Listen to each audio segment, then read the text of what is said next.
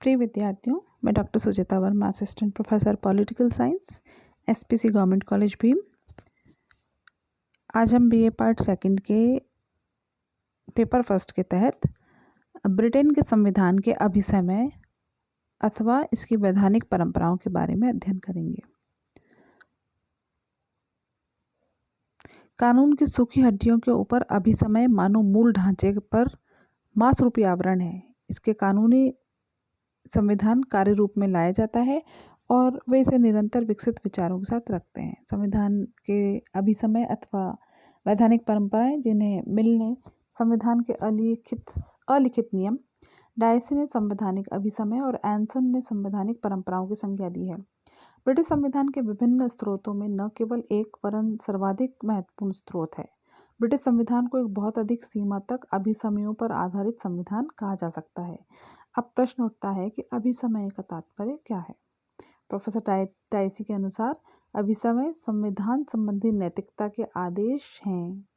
उन्होंने इसकी पूर्ण परिभाषा देते हुए कहा है कि संविधान के अभिसमय वे रीति रिवाज अथवा समझौते हैं जिनके अनुसार पूर्ण प्रभुत्व संपन्न विधानमंडल के विभिन्न अंगों को अपने अधिकारों का प्रयोग करना चाहिए, चाहे वे सम्राट के परमाधिकार हों या पार्लियामेंट के विशेषाधिकार।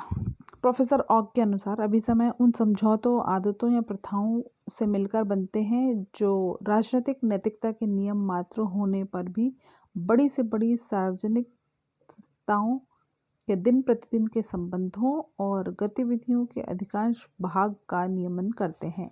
अब अभिसमय के लक्षण क्या हैं वो देखते हैं। पहला है, अभिसमयों का स्रोत संसद की कानूनी निर्मात्री शक्ति न होकर प्रथाएं होती हैं।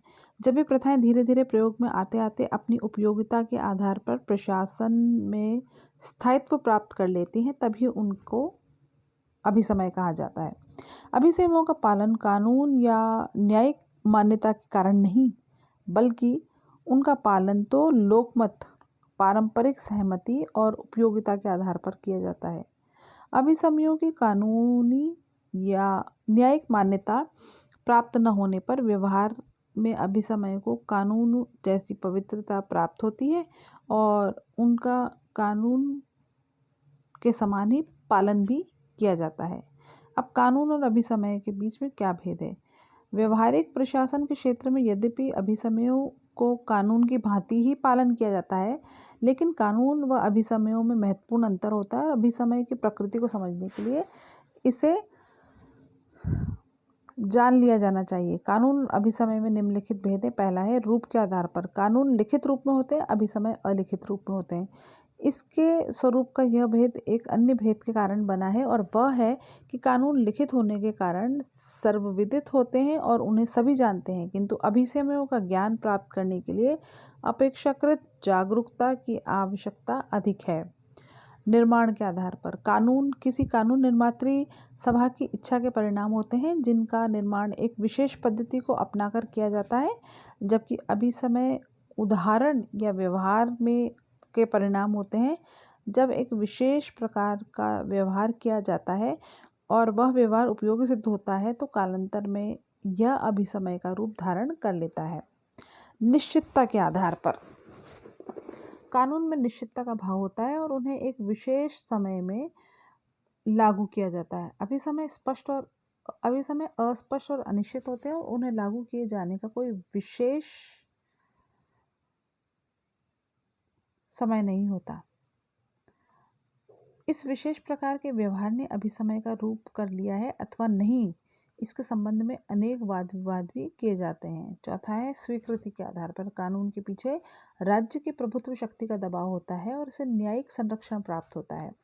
व्यक्ति के लिए कानून का निर्माण करना अनिवार्य होता है और अवज्ञा करने पर वह दंड का भागी होता है, लेकिन अभिसमयों का पालन व्यक्ति की इच्छा पर निर्भर करता है और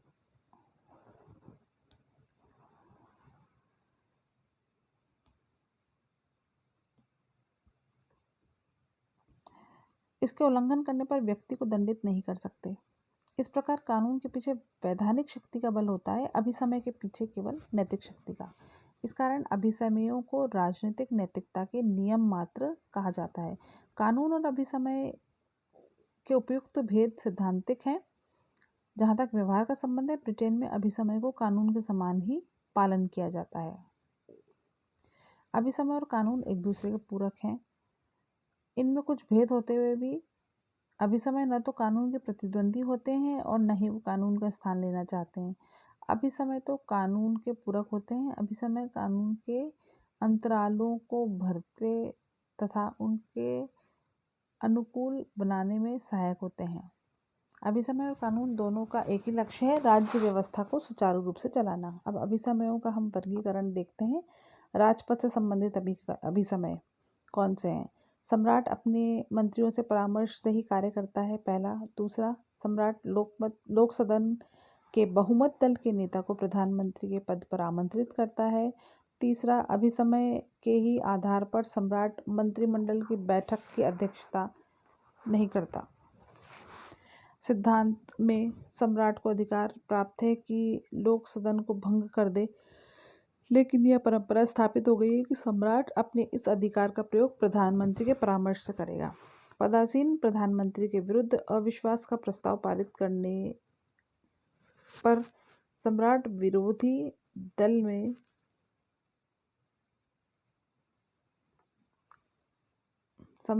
दल के नेता को प्रधानमंत्री पद ग्रहण करने के लिए आमंत्रित करता है। मंत्रिमंडल से संबंधित अभिसमय कौन से हैं?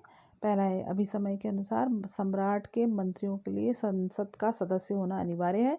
संसद में किसी महत्वपूर्ण प्रस्ताव पर पराजित हो जाने पर मंत्रिमंडल या तो त्यागपत्र दे दे या प्रधानमंत्री सम्राट को परामर्श दे कि वह उसके द्वारा लोक सदन को विघटित कर दिया जाए। अभिसमय के अनुसार किसी कम महत्वपूर्ण प्रस्ताव पर लोक सदन में पराजित हो जाने पर मंत्रिमंडल के लिए पद त्याग करना आवश्यक नहीं है। यह भी अभिसमय ही है कि मंत्रिमंडल सामूहिक रूप से लोक सदन के प्रति उत्तरदायी होता है। यदि लोक सदन किसी एक मंत्री के विरुद्ध अविश्वास प्रस्ताव पारित कर दे तो भी समस्त मंत्रिमंडल को त्यागपत्र देना होता है। सामान्यतः प्रधानमंत्री मंत्रिमंडल के सभी सदस्यों को अपने ही राजनीतिक दल में से लेता है और अपने सहयोगियों के चुनाव में प्रधानमंत्री स्वतंत्र होता है। विधायी प्रक्रिया और संसद के दोनों सदनों के जो पारस्परिक संबंध हैं उनके अभिसमय देखते हैं। संसद के दो सदन होंगे, लोक सदन और लॉर्ड सभा। यह बात अभिसमय पर आधारित है। सम्राट वर्ष में एक बार संसद का अधिवेशन अवश्य ही बुलाए और संसद के प्रथम अधिवेशन से दूसरे अधिवेशन के बीच 1 वर्ष से अधिक का समय नहीं होना चाहिए। हाउस ऑफ कॉमन्स के अध्यक्ष के संबंध में यह परंपरा है कि अध्यक्ष पद के लिए खड़े होने के पूर्व उसे अपने राजनीतिक दल की सदस्यता त्याग देनी चाहिए। निर्वाचन से पूर्व लोक सदन का अध्यक्ष निर्विरोध चुन लिया जाता है और जब तक वह चाहे लोक सदन का अध्यक्ष रह सकता है। प्रत्येक विधेयक में 3 वाचन हो चुकने के बाद उस पर सदन में मतदान होता है। जब सरकारी पक्ष की ओर से भाषण हो चुका है तब विरोधी पक्ष की ओर से एक भाषण होता है। वस्तुतः सम्राट के विरोधी पक्ष का समस्त विचार अभिसमय का ही परिणाम होता है। अब इसके ऊपर जो रियल सैंक्शंस, वास्तविक अनुशस्तियाँ हैं वो क्या हैं? पहली है उपयोगिता। अभिसमय के पालन का सबसे प्रमुख कारण शासन व्यवस्था में उसकी उपयोगिता है। ब्रिटेन की समस्त शासन व्यवस्था, विशेष रूप से मंत्रिमंडलक व्यवस्था, अभिसमय पर आधारित है और अभिसमयों के उल्लंघन से ऐसी राजनीतिक कठिनाइयाँ उत्पन्न हो जाएंगी कि शासन व्यवस्था का संचालन ही असंभव हो जाएगा। उदाहरण के लिए यह अभिसमय ही है जिसे लोक सदन का विश्वास खो देने पर मंत्रिमंडल या तो त्यागपत्र दे दे या नए चुनाव कराए। यह इसलिए है कि यदि मंत्रिमंडल को सदैव विरोधी लोक सदन का सामना करना पड़े तो शासन व्यवस्था सुचारू रूप से नहीं चल सकती। इस प्रकार उपयोगिता के कारण ही इसका पालन वांछनीय और आवश्यक होता है। वास्तव में ब्रिटेन के संसदीय लोकतंत्र के खेल के नियम हैं और उनका पालन किए बिना संसदीय लोकतंत्र को नहीं समझा जा सकता। लोकमत की शक्ति। अभिसमयों को वैधानिक शक्ति प्राप्त न होने पर भी इन्हें लोकमत की जनता की शक्ति प्राप्त है। यही इनके पालन करने होने का मुख्य कारण भी है। लोकतंत्र में शासन की अंतिम शक्ति लोकमत की शक्ति पर निर्भर करती है और इसी कारण जनता के प्रति उत्तरदायी कोई भी सरकार अभिसमयों के उल्लंघन का साहस नहीं करती। ब्रिटिश जाति की राजनीतिक जागरूकता। अभिसमय को लोकमत की शक्ति तो प्राप्त है ही, इसके साथ ही ब्रिटिश जनता राजनीतिक दृष्टि से बहुत अधिक जागरूक है। इसी कारण अभिसमयों के उल्लंघन का प्रश्न ही उत्पन्न नहीं होता। राजनीतिक दलों में मतैक्य। ब्रिटेन में वर्तमान राजनीतिक दलों में ब्रिटेन के आधारभूत राजनीतिक ढांचे के आधार पर मतैक्य भी इन अभिसमयों के पालन का एक प्रमुख कारण है।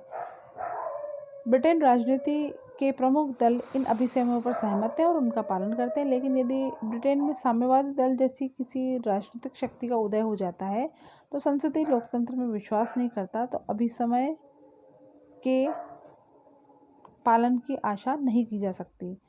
5वीं सेंशन इसका है ब्रिटिश जाति का स्वभाव। ब्रिटिश लोग परंपरा प्रिय और रूढ़िवादी होते हैं। अभिसमयों का पालन करने में वो इतने अधिक अभ्यस्त हो गए कि उनके हृदय और मस्तिष्क स्वयं ही इसका पालन करते हैं।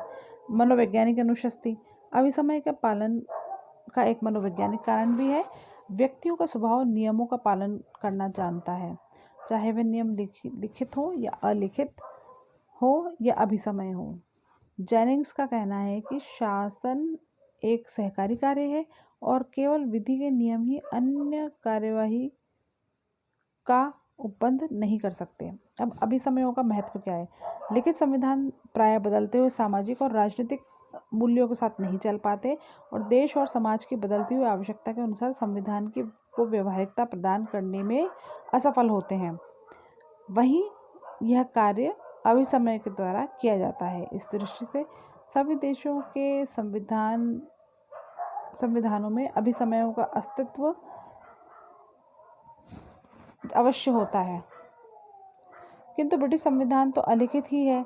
जहाँ तक ब्रिटिश संविधान का संबंध है, अभिसमय संविधान की आत्मा है। ब्रिटिश संविधान में अभिसमय का महत्व निम्नलिखित रूप से बताया है। पहला है संविधान के विकास में सहायक है ये। दूसरा है संविधान को कार्य रूप प्रदान करता है। तीसरा है शासन व्यवस्था को श्रेष्ठतम रूप प्रदान करता है ये। अल्पसंख्यकों के अधिकारों की भी रक्षा करता है। राष्ट्रमंडल और जन संप्रभुता को सफल बनाता है। जेनिंग्स का कहना है कि ब्रिटेन में इन संप्रभुता की धारणा को सजग और सफल बनाने का श्रेय अभिसमयों को ही जाता है।